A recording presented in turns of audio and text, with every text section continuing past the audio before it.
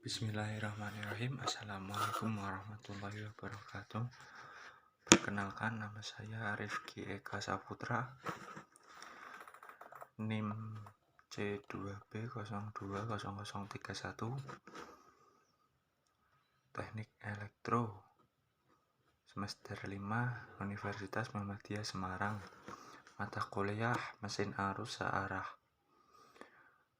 Pertama-tama saya di sini akan menjelaskan hasil pengetahuan dan hasil dari saya membaca terkait tugas keempat mesin arus searah. Yang pertama, saya akan menjelaskan sedikit pengertian dari motor DC.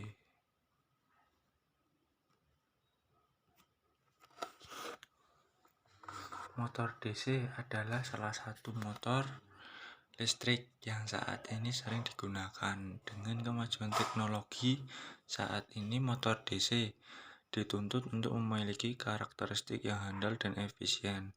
Untuk memperoleh karakteristik yang handal dan efisien, telah banyak dilakukan pengaturan dan modifikasi terhadap motor DC, baik pada stator maupun pada rotor. Metode yang digunakan adalah dengan merubah sudut dan arah alur jangkar motor DC. Motor DC normal yang awalnya memiliki alur lurus diubah arahnya ke kanan dan ke kiri sebesar 30 derajat. Hasil yang diperoleh dari hasil pengujian motor DC tanpa menggunakan beban dengan motor DC bekerja saat tegangan nominal 24 volt, diperoleh karakteristik arus dan daya pada motor DC normal miring ke kanan dan miring ke kiri yaitu sebesar 0,17 ampere dan 4,8 watt. Sedangkan untuk karakteristik nilai RPM dan torsi pada motor DC bekerja pada tegangan nominal 24 volt. Konstruksi motor DC terdiri dari dua bagian, yaitu stator dan rotor. Kumparan medan pada motor DC disebut stator, bagian yang tidak berputar, dan kumparan jangkar disebut rotor, bagian yang berputar.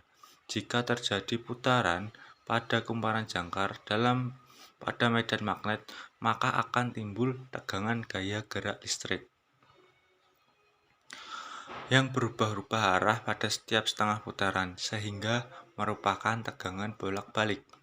Yang pertama, stator motor DC adalah bagian yang berfungsi sebagai rangkaian magnetik yang mempunyai sepasang kutub medan yang terpasang pada bagian dalam stator. Yang kedua, jangkar atau rotor motor DC.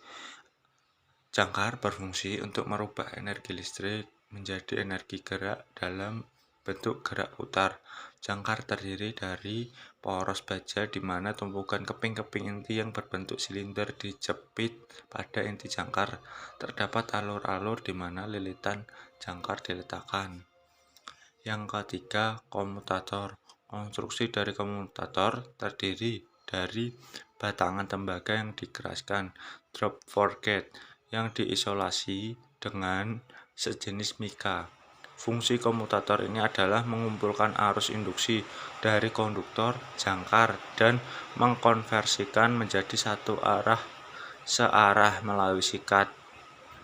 Yang keempat, sikat atau brass terbuat dari karbon, grafit, logam grafit atau campuran karbon dan grafit yang dilengkapi dengan pegas penekan dan kontak sikatnya.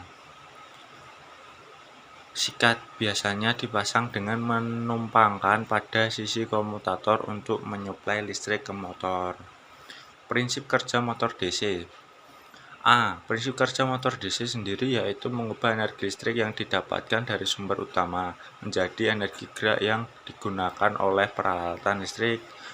B. Adapun prinsip kerja motor DC adalah sebagai berikut. C. Pertama-tama, arus DC pada rangkaian akan dialirkan pada kumparan, kemudian medan magnet yang tercipta akan menghasilkan torsi yang nantinya akan memutar motor. D. Setelah menjadi torsi, komutator kemudian akan bekerja yaitu dengan cara menjaga putaran motor listrik agar tetap menghasilkan arus searah. E. Jadi pada alat ini armatur yang dihasilkan oleh medan magnet akan diputar searah sehingga menghasilkan gaya mekanik. F. Dengan prinsip kerja di atas, tentu tidak heran jika motor DC juga disebut sebagai perangkat elektromekanis karena pada dasarnya perangkat tersebut memang menggunakan medan magnet dan konduktor. Jenis rangkaian motor DC. Pada dasarnya, semua motor DC diklasifikasi menjadi dua jenis utama berdasarkan hubungan kumparan medan dan kumparan angkernya. Kedua jenis motor DC tersebut adalah motor DC sumber daya terpisah atau separately excited DC motor dan motor DC sumber daya sendiri atau self-excited motor DC. Motor DC sumber daya sendiri dapat dibedakan menjadi 3 jenis yaitu shunt watt motor DC, series watt motor DC, dan compound watt motor DC. Yang pertama, motor DC sumber daya terpisah atau motor DC terpisah-pisah. Pada motor DC jenis sumber daya terpisah ini, sumber arus listrik untuk kumparan medan terpisah dengan sumber arus listrik untuk kumparan angkar pada rotor seperti terlihat pada contoh gambar. Karena adanya rangkaian tambahan dan kebutuhan sumber daya tambahan untuk pasokan arus listrik, motor DC jenis ini menjadi lebih mahal sehingga lebih jarang digunakan. 2. Motor DC sumber daya sendiri atau self-excited DC motor. Pada motor DC ini atau jenis sumber daya sendiri atau kumparan medan secara seri, paralel ataupun kombinasi seri paralel dengan kumparan angkar armature winding. Motor DC sumber daya sendiri ini terbagi menjadi 3 jenis yaitu shunt DC motor, series DC motor, dan compound DC motor. Cukup sekian penjelasan dan pemahaman saya atas materi tentang motor DC dan poin-poin yang telah dijelaskan dari yang pertama konstruksi motor DC, prinsip kerja motor DC, dan ketiga jenis rangkaian motor DC. Sekian dari penjelasan presentasi saya. Bila ada kurang banyak pemahaman materi dan kurang paham dengan nama-nama tersebut yang terdapat di dalam penjelasan tadi, saya mohon maaf. Billahi taufiq wal hidayah. Wassalamualaikum warahmatullahi wabarakatuh.